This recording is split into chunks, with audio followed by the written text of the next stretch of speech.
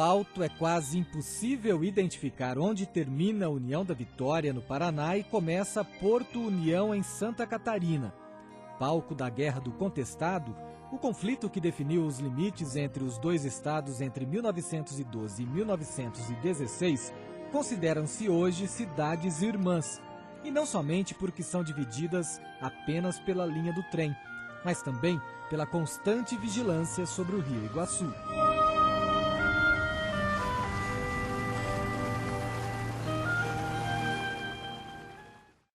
Era noite de 7 de julho de 1983, quando os moradores foram surpreendidos pela rápida subida do rio. Em poucas horas, grande parte de União da Vitória e Porto União estava debaixo d'água.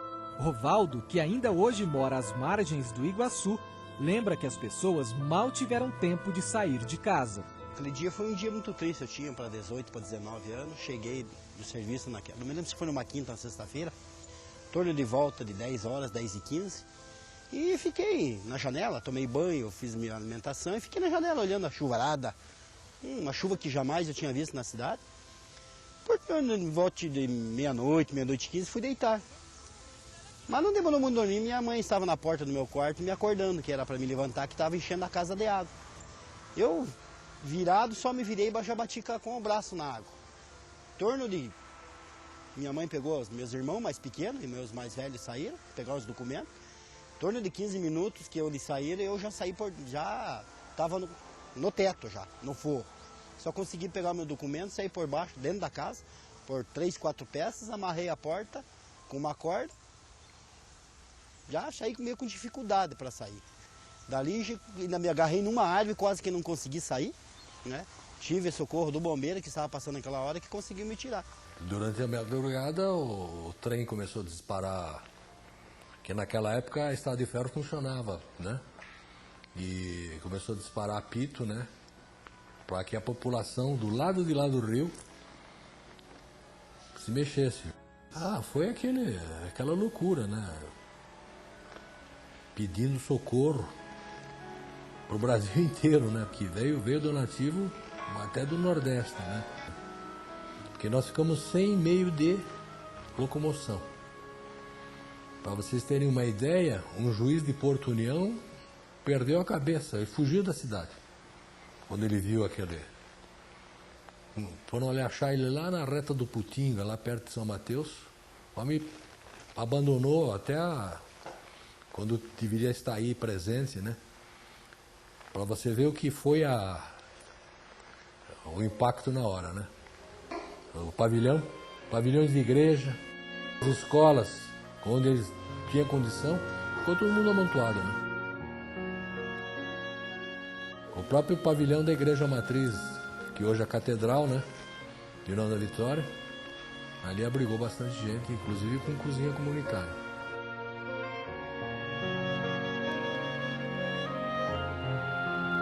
As duas cidades ficaram ilhadas. Chegar e sair só de helicóptero ou de barco, como revelam as imagens feitas na época. Umas 8 horas mais ou menos, e chegamos do outro lado do Iguaçu, onde estacionamos o carro e tivemos a primeira visão da cidade. O Iguaçu próximo de 8, 9 metros,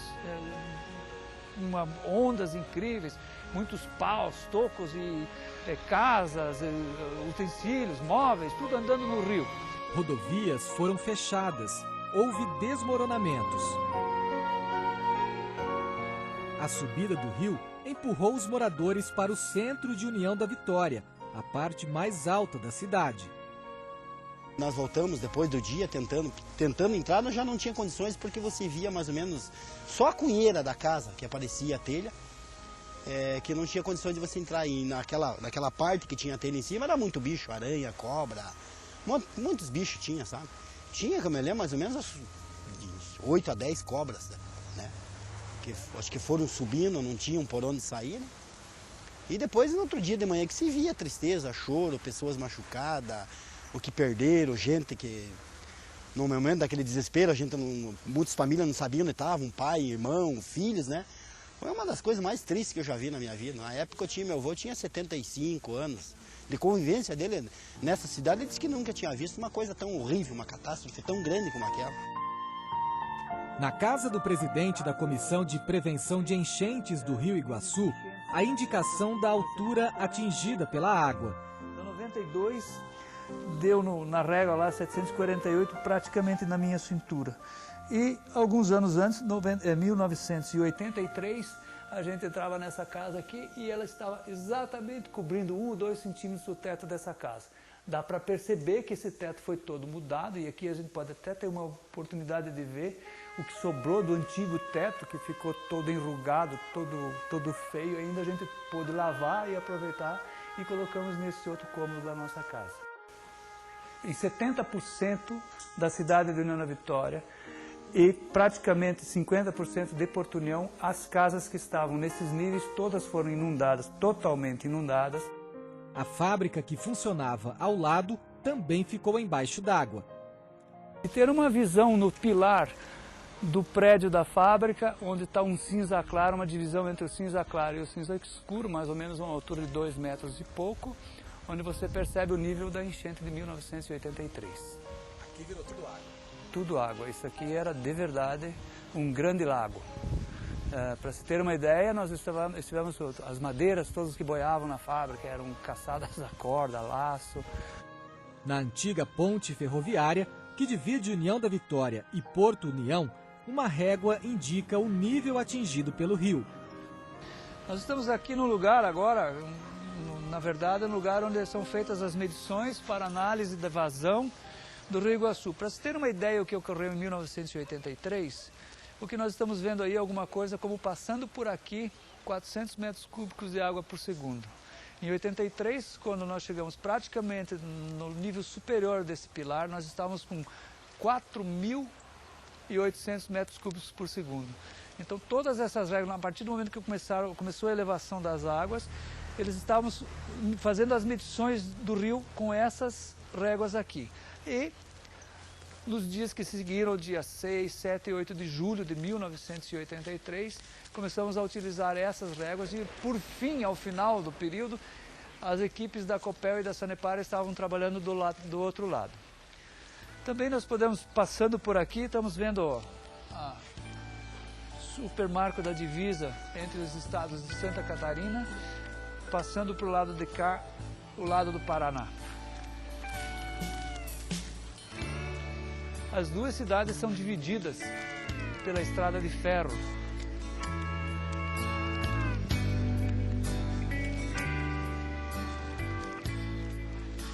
E aqui bem do lado, essas últimas providências que foram sendo tomadas na hora do sufoco da enchente, e foram as colocações das réguas para que a gente tivesse inclusive a medição.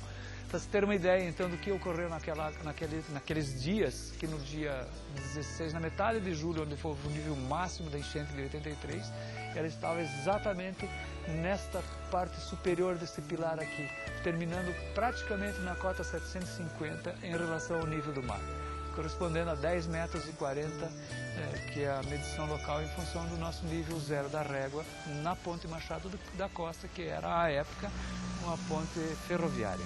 Joana morava a 13 quilômetros de União da Vitória, na colônia Rio Vermelho. A água não chegou até lá, mas os colonos também sofreram os efeitos da cheia. Quando chegou a chuva, que ela começou muito antes, né? Então nós já estávamos no período de, até chegar julho, nós estávamos no período de perda. Perda de feijão, de milho, de arroz, perdeu toda a produção porque não deu para colher.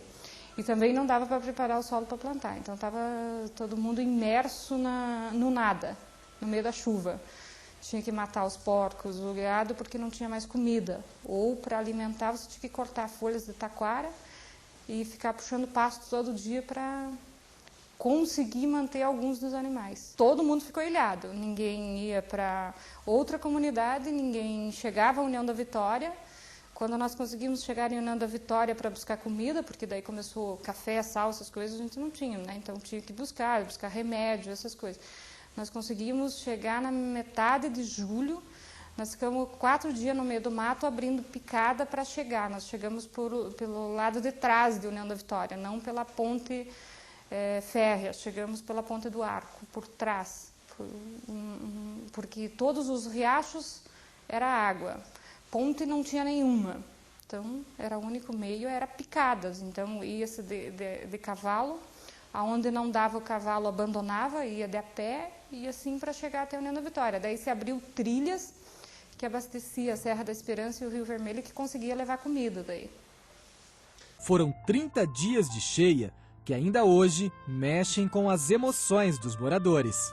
Alguém, não me lembro, nos pegou e foi levar para casa, e ao passar pela loja do meu pai, estava o meu irmão mais velho que cuidava da minha indústria, mais novo, perdão, que estava cuidando da indústria na minha ausência, e ele debruçado em cima do corrimão da casa. Nós paramos o carro e ele ficou chorando. Não havia palavras para um dizer para o outro. Isso é uma coisa que ainda hoje pega a gente de uma forma estranha. Aquela situação, eu me lembro que daí dirigi a minha casa e lá, enfim, encontrei a minha filha e começamos então a tentar entender o que estava acontecendo em União da Vitória e Porto União. Hoje, modernos sistemas de monitoramento acompanham o comportamento do Iguaçu. Caso exista a ameaça de outra enchente, os moradores serão avisados com antecedência. Mas as cidades abraçadas pelo rio esperam que as águas do Iguaçu apenas sigam o seu caminho. Deu-se e procurou-se fazer, imagino, cada um que tinha do melhor. E eu me lembro com um pouco de saudade, uma coisa que foi extremamente válida e extremamente boa nesse período e dessa experiência de 83. Houve um sentimento de fraternidade, um sentimento de colaboração, de respeito mútuo entre as pessoas da comunidade de Porto União e União da Vitória, que eu acho que isso, de uma certa forma, criaram bons laços e fazem até que Porto União tenha até hoje o nome de cidade amiga e que dá esse espírito de convivência extraordinário que existe aqui. Minha cidade é essa, aqui nasci, aqui vivo, aqui vou morrer. Essa é minha cidade, e na Barranca do Rio ainda.